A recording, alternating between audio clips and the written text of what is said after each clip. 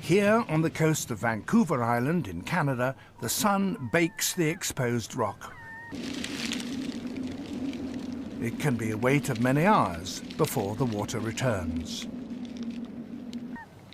It's virtually impossible to dig underground when the sea retreats, so these mussels and barnacles are fully exposed to the heat of the sun, literally cooking in their own shells. The biggest tides of all happen when the gravities of the sun and moon pull in unison. That happens immediately after the new moon. These are called the spring tides. They reveal vast tracts of seabed that would normally be covered.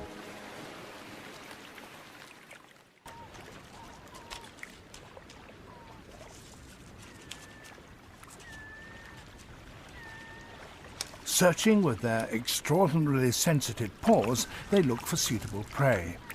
With the extreme low tide, they could find something special. The mother ventures forth with her kits.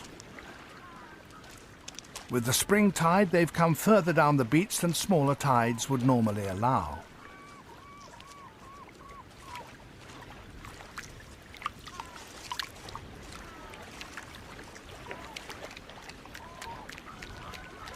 With large crabs, there's no substitute for experience.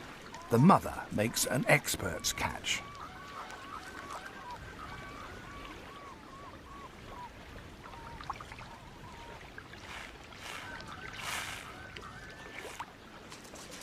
That is, if it weren't for the risk of a painful pinch.